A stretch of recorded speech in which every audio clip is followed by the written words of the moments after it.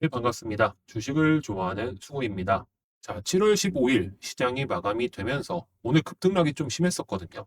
코스피도 빠졌다가 코스닥도 빠졌다가 다시 올라오면서 코스피는 0.41% 마감, 코스닥은 1.69% 마감했는데 오늘 저점 대비 반등과 그리고 상승 마감의 주역은 외국인이었습니다. 자, 그렇다면 내일 7월 16일 날 어떤 걸 매매하면 좋을지 한번 말씀을 드려보도록 할게요. 자, 오늘 말씀드릴 종목에 대해서 말씀을 드리기 전에 어저께 스맥, T사이언티픽, 대한항공을 말씀을 드렸는데 결과값이 그렇게 좋지는 않았습니다. 좀 민망하긴 하지만 자, 그래서 앞으로 좀 어떻게 해야 될지 말씀을 드려볼까 합니다. 자, 일단 오늘 로봇주가 강세를 보였었는데 이따 한번 말씀을 드리겠지만 스맥 같은 경우에는 제가 양봉이 뜨면 좀 괜찮다라고 말씀을 드렸거든요.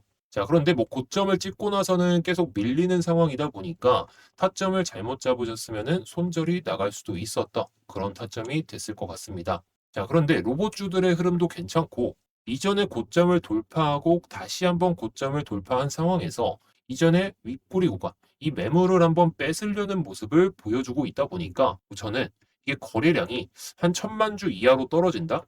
최대 한 500만 주까지 떨어지면 좋을 것 같은데 이 정도 들어서면은 오히려 단기적인 저점을 잡을 수 있을 것 같아요. 게다가 로봇주들의 흐름이 조금은 좋기 때문에 내일 음봉만 안 나오면 다시 한번 상승할 수 있다 보니까 내일은 아니더라도 단기적으로 한번 추세를 보시면 좋지 않을까 싶고요. 자, 그리고 두 번째 종목은 T사이언티픽인데 비트코인이 고점을 찍고 내려오다 보니까 저는 비트코인 매매는 안 하지만 그렇다 보니까 오리기술 투자나 T사이언티픽 이런 종목들이 좀 빠지게 됐습니다. 비트코인이 올라서면 모르겠는데 비트코인이 조금 더 내려온다?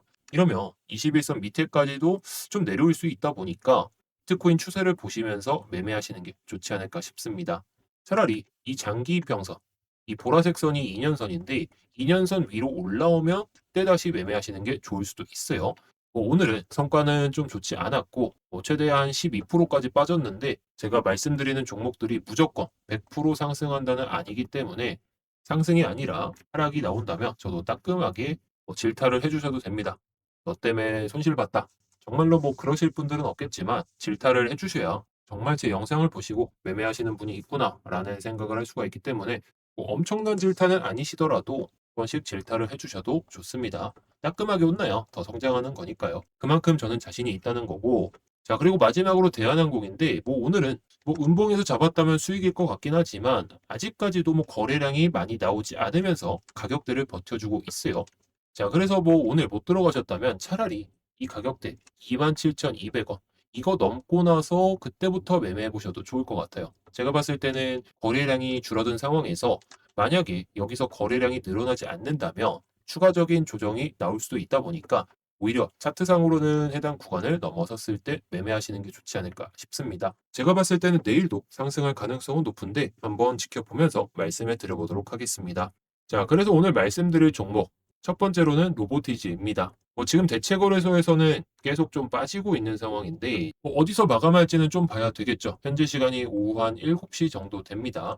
이 가격대보다 낮은 가격에 마감할 수도 있고 높은 가격에 마감할 수도 있는데 분봉 흐름만 봤을 때에는 이 기준봉을 잡고 매매를 해보시면 좋을 것 같아요. 여기서 지지받는다고 해서 바로 들어가지 마시고 오히려 이 구간을 넘어섰을 때 그때 한번 눌릴 때나 아니면 돌파할 때 그때 들어가시면 좋지 않을까 싶습니다. 이건 좀 공격적인 매매가 될 수도 있겠는데 자, 일봉 흐름으로 보시면 자, 가장 거래량이 최근에 많이 터졌던 캔들의 종가의 선을 긋고 바라보며 여기서 추세가 확실히 살아난 건 맞거든요. 추세가 살아나면서 한 번 더 거래량이 나왔지만 이전 대비해서는 거래량이 많이 안 나왔기 때문에 추가적인 상승이 가능했다라는 거. 자, 그래서 아까는 올라갔을 때 매매를 해보면 좋겠다라고 말씀해 드렸는데 자, 지금은 해당 구간 이때가 아마 상한가를 기록했던 가격은 아니었네요. 죄송합니다.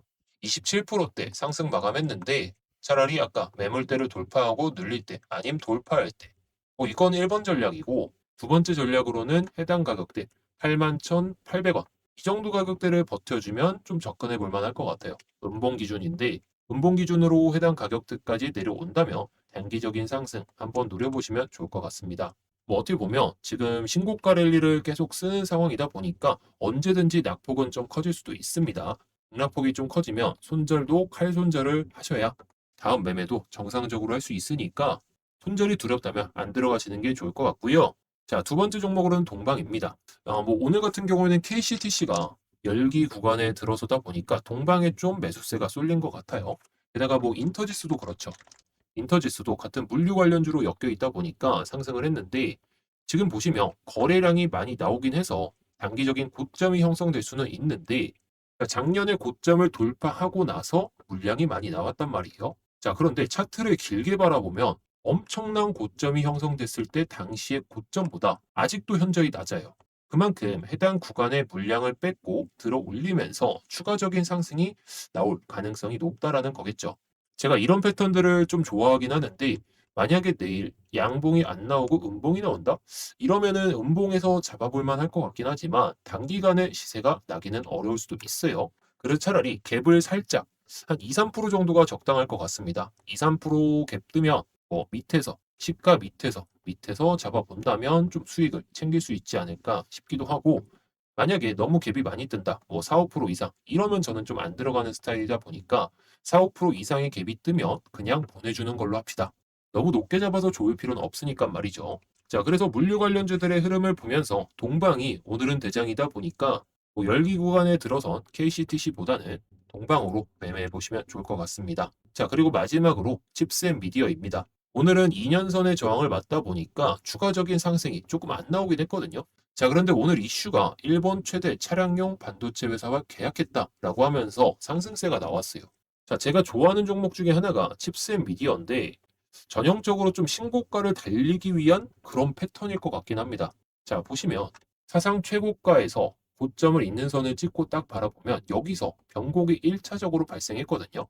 그러면서 저점을 끌어올리면서 고점까지 한번 끌어올릴 거거든요. 그러면서 해당 구간에서 매물은 한번 맞을 수는 있겠지만 1월 달에 거래량 대비해서 아직도 거래량이 많이 안 나온 상황이다 보니까 추가적인 상승을 한번 기대해 볼 수 있지 않을까 싶습니다. 내가 정말 안정적인 투자자다라고 한다면 차라리 이 장기 평선 뚫고 내려올 때 그때 잡는 게 오히려 좋을 수 있고 내일 음봉 나오면은 좀 시세가 분출되기는 좀 어렵다 보니까 음봉 나오면은 그냥 조금 지켜보다가 다음에 매매하시는 걸 권장드리도록 하겠습니다. 로보티스처럼 상장일에 최고가를 달리는 종목들도 있고 힘이 빠지는 종목들도 있는데 단기 매매만 집중적으로 하신다면 나쁘지 않은 수익을 챙길 그런 시장이다 보니까 매매에 잘 집중해서 수익을 잘 쌓아보시면 좋을 것 같습니다.